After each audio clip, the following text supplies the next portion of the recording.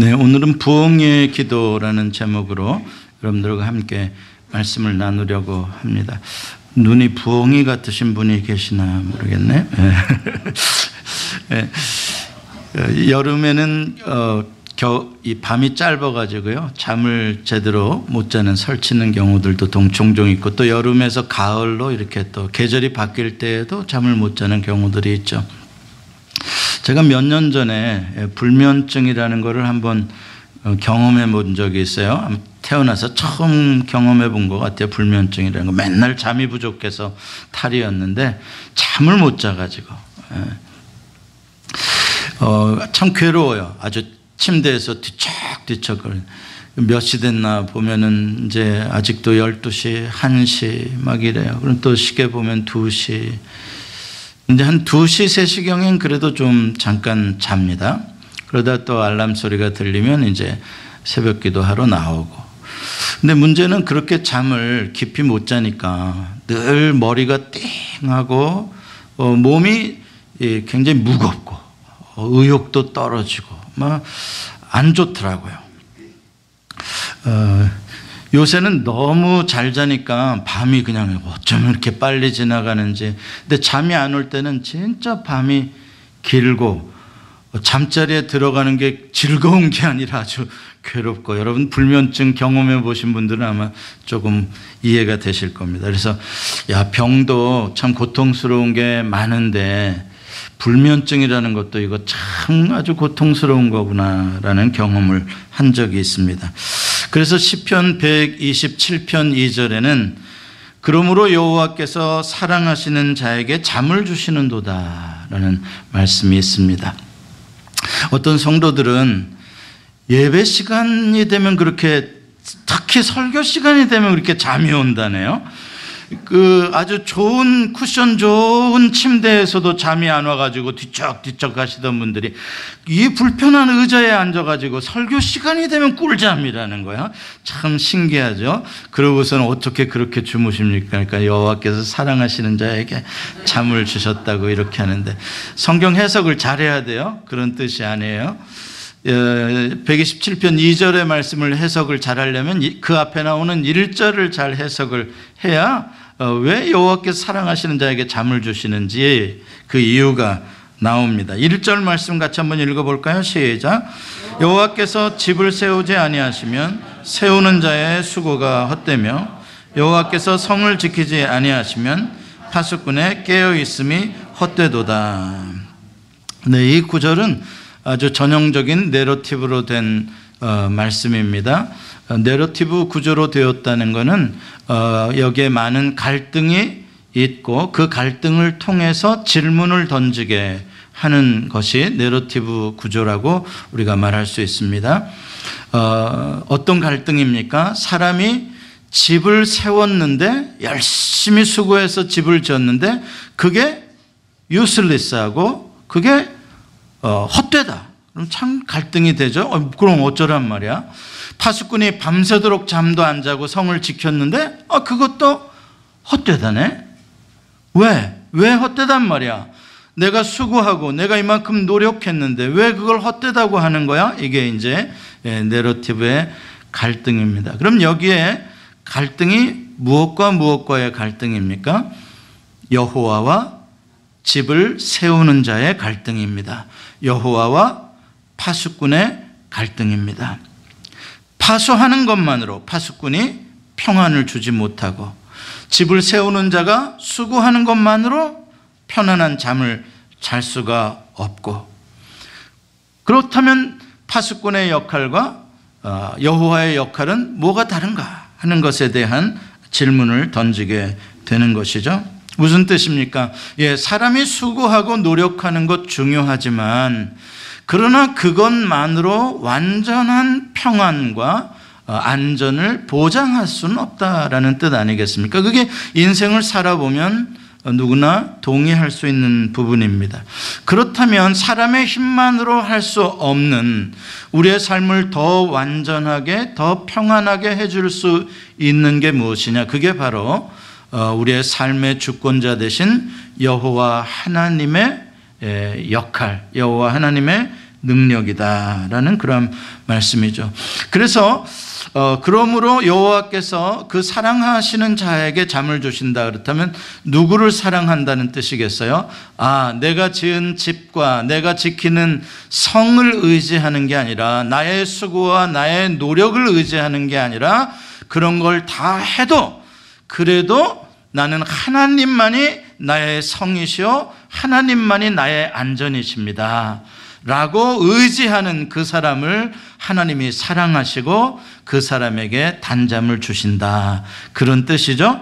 그러니까 여러분들이 나는 진짜 내 인생에 하나님만이 나를 단잠 재워주시는 전능자시다라고 고백하시는 분들은 오늘 좀 주무셔도 돼요, 설교 시간에. 근데 그게 안 되시는 분들이 주무시면 큰일 납니다. 그러고 보면 제가 한동안 불면증으로 시달렸던 그때는 누구와 누구의 갈등이었을까요? 저와 하나님과의 갈등이었습니다. 제 마음이 힘들었던 이유는 교회를 한참 세워가는 때였기 때문에 힘들었습니다. 염려도 참 많았습니다. 왜냐하면 제가 노력을 해도 저의 능력의 한계가 있고 주어진 상황은 더 어렵고, 그래서 교회가 든든하게 세워져 가야 되겠는데 흔들흔들 거릴 때 참 많이 불안하고 걱정도 많고, 그러다 보니까 저도 모르는 사이에 잠이 안 오기 시작하는 거예요. 어느 날은 1시간 안 오다가 어느 날은 점점 2시간, 3시간으로 잠이 안 오는 게 늘어나게 된 것이죠.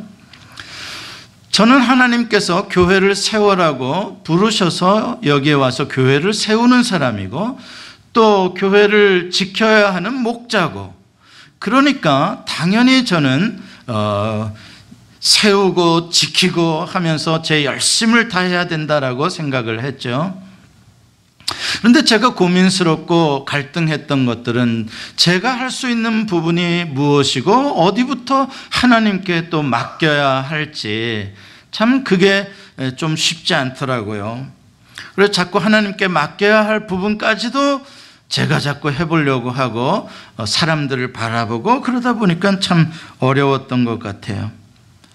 그러나 결국 그러한 불면증이 깊어지면서 저는 점점 약해져 갔고, 하나님을 의지하지 않고는 도저히 저도 살 수 없고 교회도 세울 수 없는 그러한 상황까지 내몰리게 되었죠. 그래서 더 간절하게 살려달라고 매달리게 되고 몸부림치며 기도를 하게 됐습니다. 오늘 우리가 읽은 시를 기록한 기자는 저와는 비교할 수 없을 정도로 인간이 경험할 수 있는 아마 최악의 고통을 다 경험하고 있는 것 같아요. 그래서 잠도 못 자고 있는 것 같아요. 여기 올빼미다, 나는 부엉이다 이렇게 표현하는 것들을 보면 아마 밤새 잠을 못 자서 그러는 것 같아요. 지금 이 시편 기자의 나이가 몇이나 됐나, 거의 죽을 때 돼서 이렇게 아픈 건가, 고통이 있는 건가, 그게 아니고 우리가 읽지는 않았는데 24절에 보면 이런 표현이 있어요. 나의 중년에 데려가지 마옵소서라는 말이 있어요. 그렇다면 이 시편 기자의 나이는 지금 중년이에요. 한창 인생을 꽃피우고 정말 힘차게 살아갈 때입니다. 죽을 때가 아니에요. 그런데 그렇게 죽을 만큼 아픈 거예요. 3절부터 9절까지 10절까지 더 그 고통에 대한 자세한 표현들을 하고 있어요. 3절에 보면은 이렇게 말해요. 내 날이 연기같이 소멸하며 내 뼈가 숯같이 탔음이니이다. 11절에도 비슷한 표현이 나오죠. 내 날이 기울어지는 그림자 같고 내가 풀에 시들어짐 같으니이다. 너무 아마 어려운 병으로 점점 쇠약해져서 마치 촛불이 희미하게 꺼져가듯이 그렇게 생명이 사그러들고 있고, 심지어는 뼛속까지도 다 새까맣게 탄 듯한 그러한 아픔을 느끼고 있습니다. 4절에 보면은요, 음식을 먹지도 못한다고 말하고 마음까지 다 시들고 말라버렸다고 말합니다. 5절에는 육체의 고통이 있고 마음의 탄식으로 피부와 뼈가 피골이 상접하다고 표현하죠. 그렇게 붙을 만큼 메말라 있습니다. 6절과 7절에 보면 그런 자신의 신세가 광야의 올빼미, 황폐한 곳의 부엉이, 지붕 위의 밤의 참새같이 아주 외롭게 자기 혼자서만 고통을 느끼는 그러한 모습을 또 표현하고 있습니다. 거기다가 8절에 가면 외부에서 많은 원수들이 비방하고 날마다 미친 듯이 날뛰면서 내가 저놈을 죽이겠다라고 맹세하면서 저주를 퍼붓고 있는 상황입니다. 이것만으로도 사실 견디기 어려운데 10절에 보면 정말 고통스러운 것은 하나님께서도 나에게 진노하고 계시다고 생각하는 것입니다. 왜냐하면 고대에는 내가 잘못을 했든 잘못을 하지 않았든 일단 육신의 큰 병, 불치의 병이 오게 되면 신이 내린 벌이다 이렇게 생각하는 그런 관습이 있었습니다. 그러다 보니까 지금 시편 기자는 죄를 음식을 먹듯이 그렇게 죄를 먹고 눈물이 섞여진 물을 마시고 살아갑니다. 이러한 고통들은 아주 종합 세트죠. 육체적인 아픔, 정신적인 우울증, 외부적인 환경적인 공격, 폭력, 거기다가 영적인 하나님으로부터 마치 버림받은 것 같은 그런 혼란함까지 아주 최악의 상태입니다. 이 상태가 되도록 어떻게 여기까지 버텼을까? 참 그것도 다행이다 싶을 만큼 그렇습니다.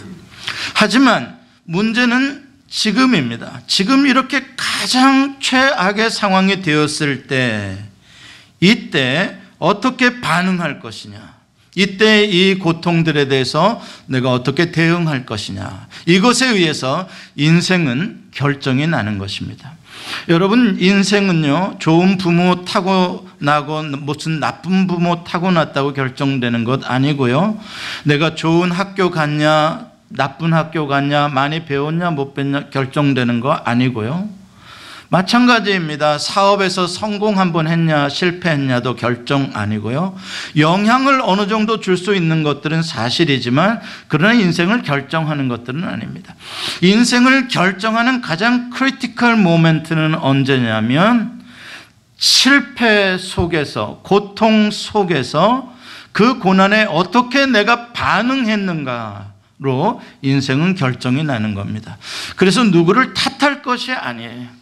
내가 그 주어진 고통의 상황에 내가 어떤 마음으로 어떻게 그것을 대할 것이냐에 따라서 결정이 됩니다. 자, 그렇다면 오늘 시편에서는 이렇게 죽을 것만 같은 최악의 고통의 상황에 처했다면 사람들이 어떻게 반응할까 한번 생각해 보도록 하겠습니다.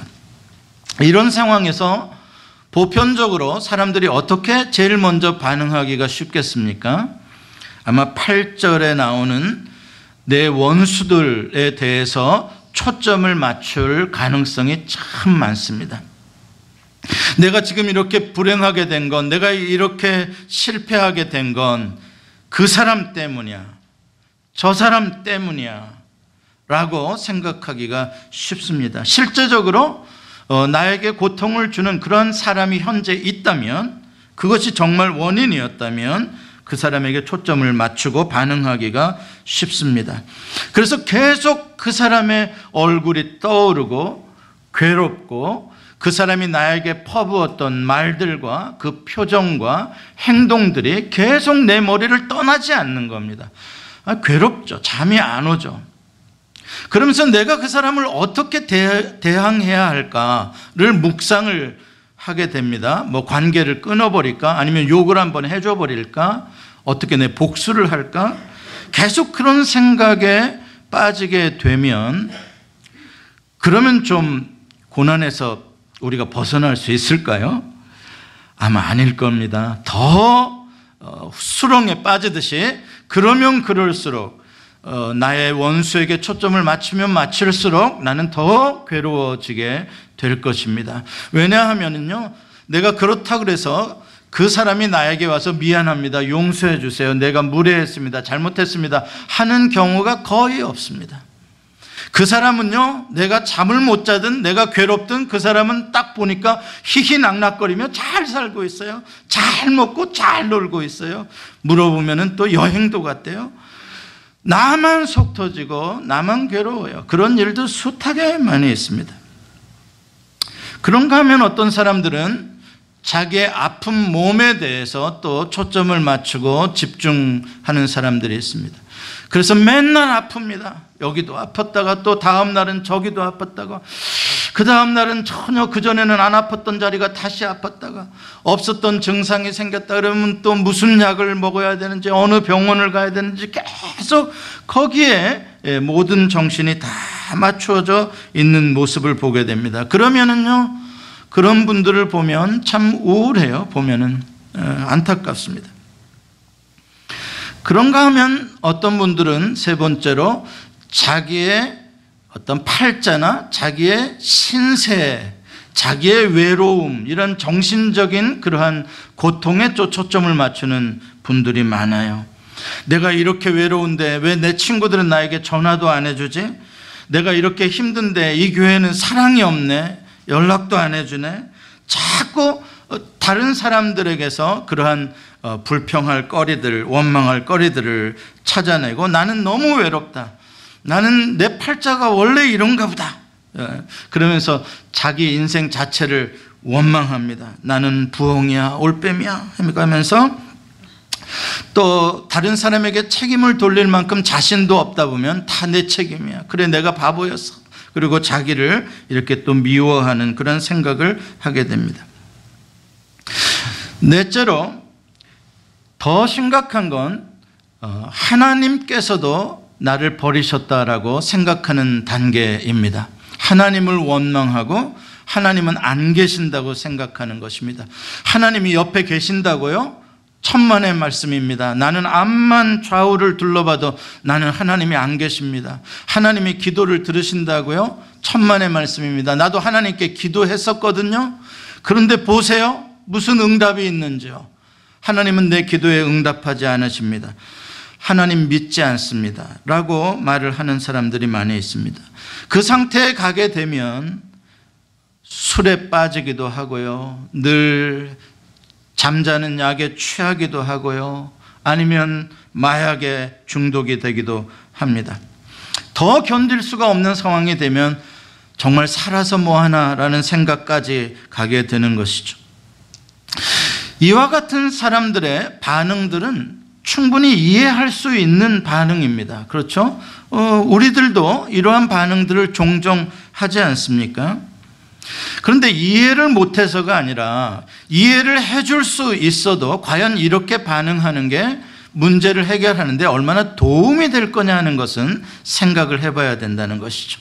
과연 이런 식으로 네 가지 형태로 반응한다 그래서 내가 그 고난에서 나올 수 있을까?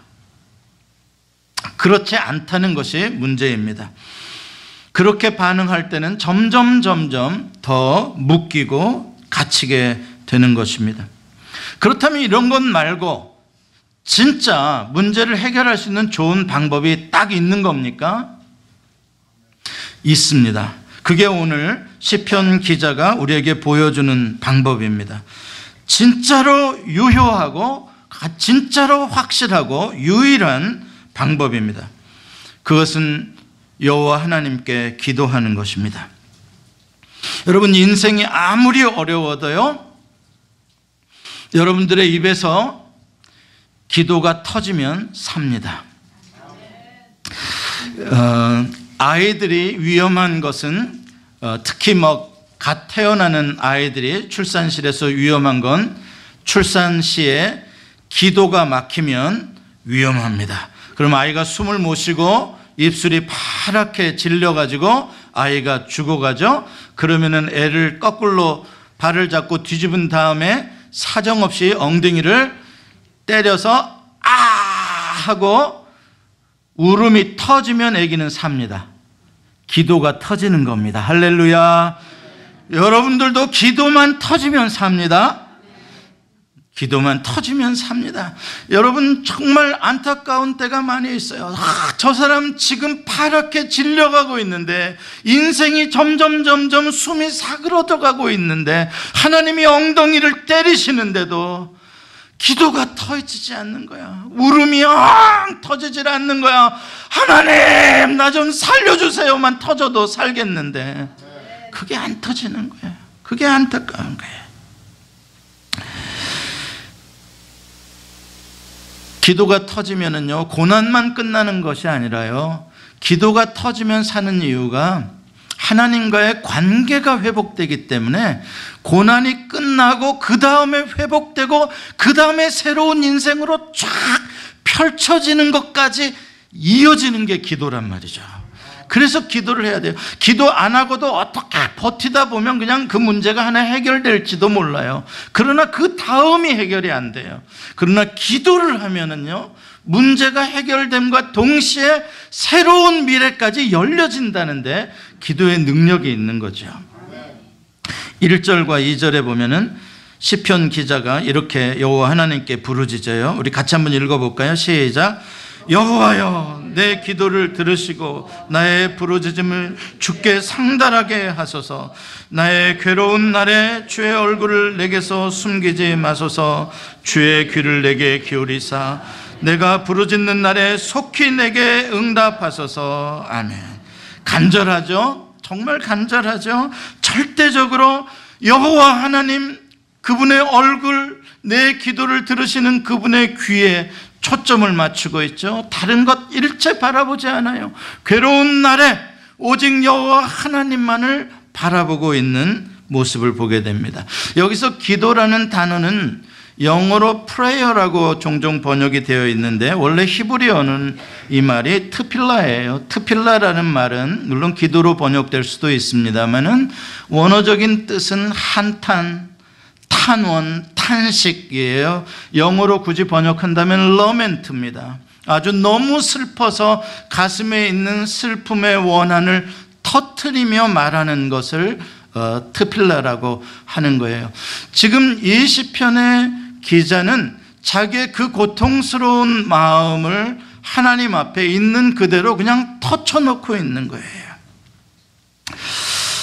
왜 시편 기자는 여러 가지의 방법들 가운데 최종적으로 마지막으로 이렇게 절대적으로 여호와 하나님을 찾고 있을까? 왜 여호와 하나님께만 초점을 맞추고 있을까?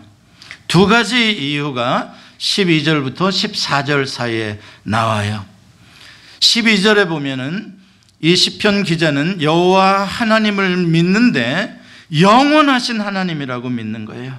대대 나는 죽고 없어져도 제너레이션 투 제너레이션, 이 다음 세대에도 여호와 하나님은 영원하시며 그 하나님의 영원한 이름은 대대에 기억될 것이다.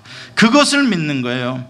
여기서 비교가 되는 게 나의 날은 연기와 같고 나의 날은 지금 그림자처럼 사그러듭니다 라고 말하는 것과 하나님은 여호와는 영원하십니다 라고 말하는 게 비교가 되어지는 것이죠. 이 유한한 인간들은 다른 인간들을 구원할 수가 없어요. 그럴 능력이 없어요. 조금은 도와줄 수 있을지 몰라도 근본적으로 문제를 해결해 줄 수가 없어요. 우리의 문제를 근본적으로 해결해 줄 수 있는 분은 단 한 분, 여호와 하나님밖에 없어요.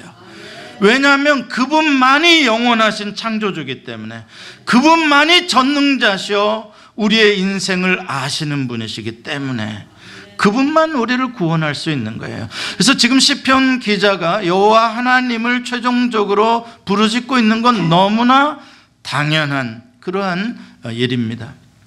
두 번째로 13절과 14절에 보면은 이 시편 기자가 여호와 하나님께 부르짖는 이유가 나오는데, 시온에 대한 하나님의 언약입니다.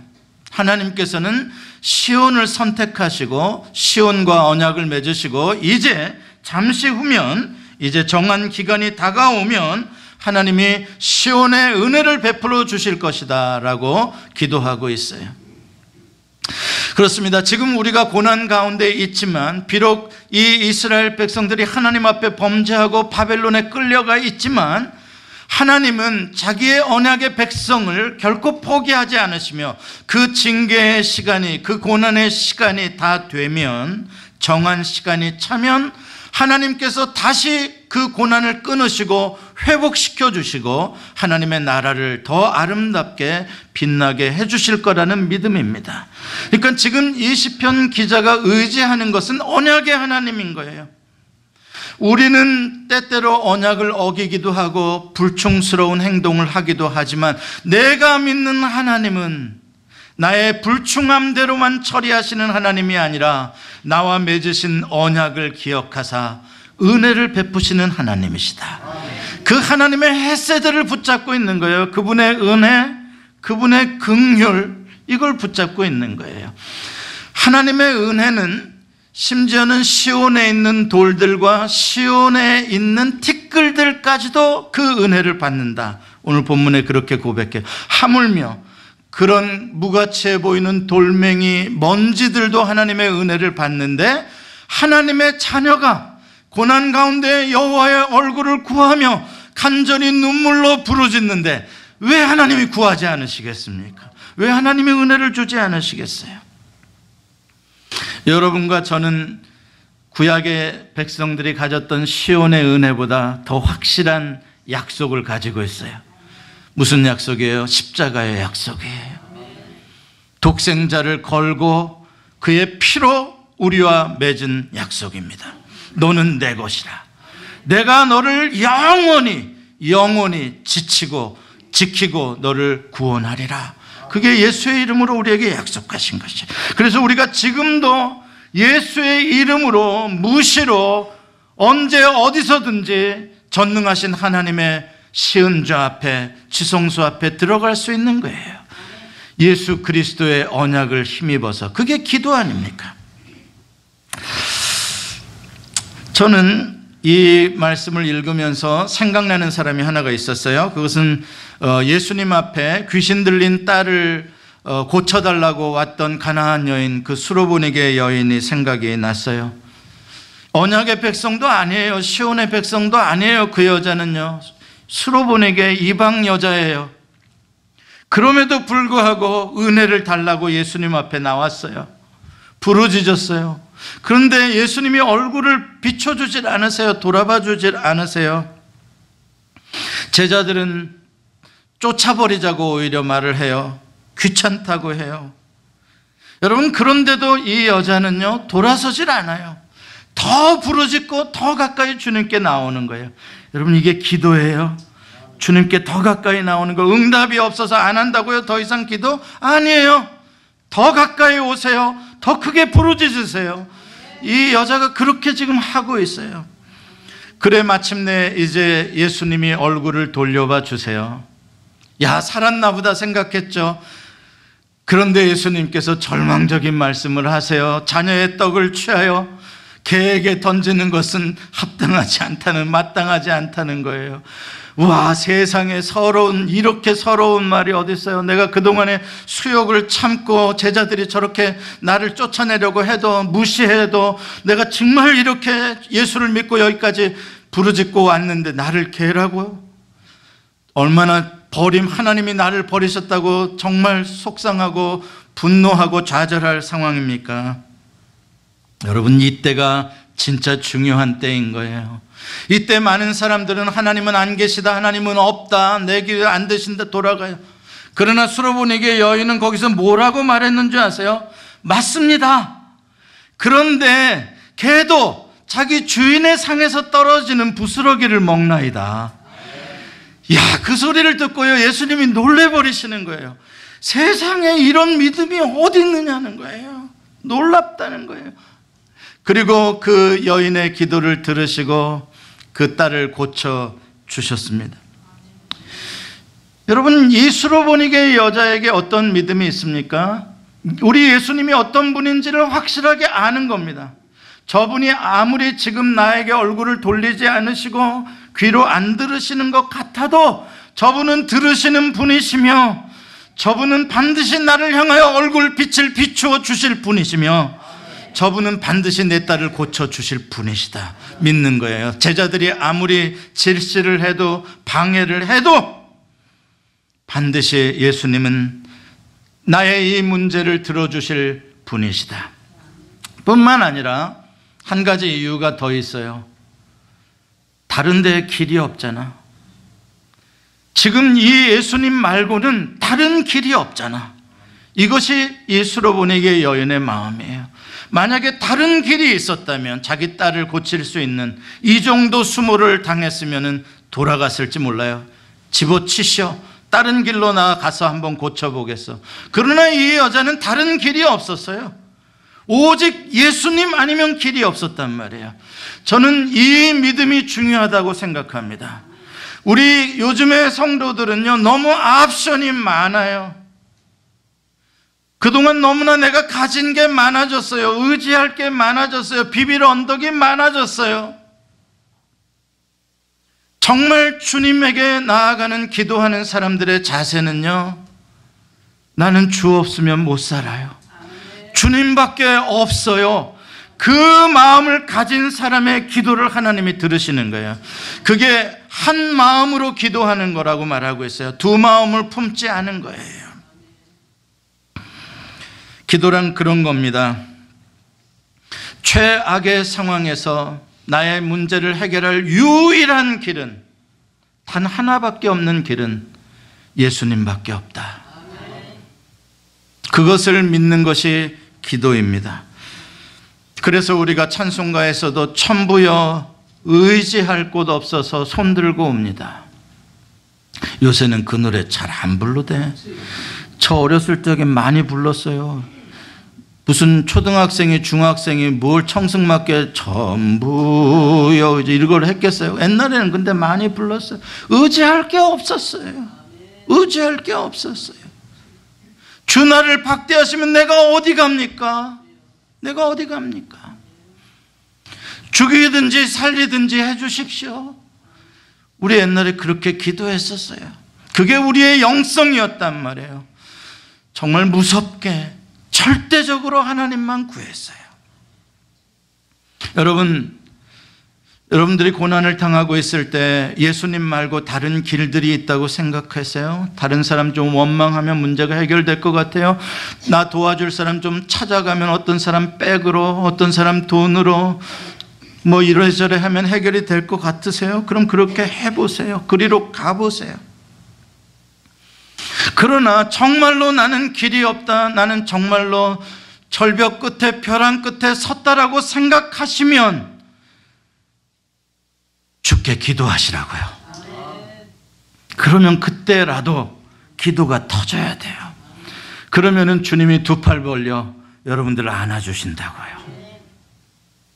제가 목회하면서 제일 안타깝고 속상하고 또 아픈 것은 성도들을 바라볼 때 저 성도는 정말 기도할 때가 된 것 같다. 하나님이 부르신다. 하나님 나 좀 살려주세요라고 기도하라고 하나님이 하시는 것 같네 라는 생각이 드는데 정작 그 성도는 기도를 하지 않는다는 거예요. 불평도 하고 원망도 하고 짜증도 내고 하는 것은 수없이 반복되는데, 여전히 계속되는데, 누구 때문에 내가 괴롭고, 지난번에는 안 아팠던 데가 이번에는 또 아프고, 병원을 갔는데 약도 안 듣고, 막 할 거는 다 하는 말은 다 하는데 기도는 안 하네. 이러한 모습을 보면 제일 마음이 아파요. 잠도 못 잔다고 하면서, 너무나 아프다고 하면서, 그런데 정작 기도는 안 하는, 이런저런 방법 다 써보고 여기저기 초점을 다 맞춰보면서도 정작 주님께는 초점을 맞추지 않는 성도들을 보면, 저 하나님이 지금 울어라고 궁둥이 때리는 건데, 하나님 앞에서 울음을 터쳐라고 하시는 건데, 그런데 꼭 참고 안 울려고 하고 있어요. 아직 견딜만 해서 그런 건지 아니면 그냥 그렇게 살다 가실라 그러는 건지. 여러분, 하나님이 믿는 자에게 고통을 허락하시는 이유는 나를 축복하시고 내 미래와 나에게 희망을 주시려고 허락하시는 거예요. 예레미야 29장 11절 13절, 바벨론의 포로로 끌려간 오랜 고통을 당한 유대인들에게 주시는 하나님의 말씀이에요. 같이 한번 읽어보겠습니다. 시작. 여호와의 말씀이니라. 너희를 향한 나의 생각을 아나니 평안이요 재앙이 아니니라. 너희에게 미래와 희망을 주는 것이니라. 너희가 내게 부르짖으며 내게 와서 기도하면 내가 너희들의 기도를 들을 것이요 너희가 온 마음으로 나를 구하면 나를 찾을 것이요 나를 만나리라. 아멘. 하나님은 나에게 더 아름다운 미래를 주시려고, 희망을 열어주시려고 원수 같은 사람도 허락하신 거고요, 고통도 허락하신 거고요, 질병도 허락하신 거예요. 그 시간에는 뭐 하라고요? 내게로 와서 내게 부르짖고 나를 찾으라. 그러면 만나주신다고 약속합니다. 미국에 사는 많은 성도들, 고된 일상에 잠을 못 자서 부엉이 같기도 하고, 새벽반 일하러 나가려고 하니까 또 부엉이 잠을 자고, 또 너무나 외롭고 몸이 아파서 부엉이처럼 잠을 못 이루고 고통할 때가 많이 있어요. 여러분이 부엉이처럼 느껴지실 때, 그때는 기도하라는 시간입니다. 오늘 시편 기자처럼 그때는 그냥 잠 뒤척거리지 말고, 침대 위에서 원수들 얼굴 떠올리지 말고, 죽이든 살리든 하나님한테 매달리세요. 제가 그렇게 침대 기도를 했던 것 같아요. 침대 기도 많이 했어요. 많이 했어요. 많이 울고, 어느 때는 자동차를 타고 가다가 차를 세워놓고 울었어요. 그냥 하나님. 여러분, 그게 기도예요. 격식 갖추고 정한 시간에 몇십 분씩 몇 시간씩 하는 기도도 멋진 기도지만, 쉬지 말고 기도하고 무시로 기도하라는 것은 그런 기도가 아니에요. 매 순간 여호와 하나님께 초점을 맞추는 거예요. 설거지를 하다가도 주여 하고요, 산책을 하다가도 주여 하고요, 그냥 수시로 주여요, 수시로 하나님 아버지, 수시로 하나님 아버지. 그게 쉬지 않고 기도하는 거야.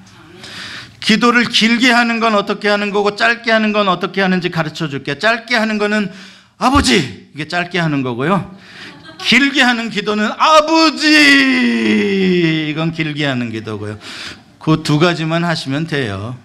거기다 많이 보탤라 그러지 마셔요. 정 힘들면 아버지 하시고, 조금 덜 힘들면 아버지 하시고. 기도할 수 있는데 왜 염려하십니까? 기도할 수 있는데 왜 슬퍼하십니까? 괴로울 때 주님의 얼굴 보라. 사랑하는 성도 여러분, 어떠한 상황에서도 기도만 터지면은요, 여러분들의 고난이 물러갈 뿐만 아니라 여러분의 인생의 길이 열립니다.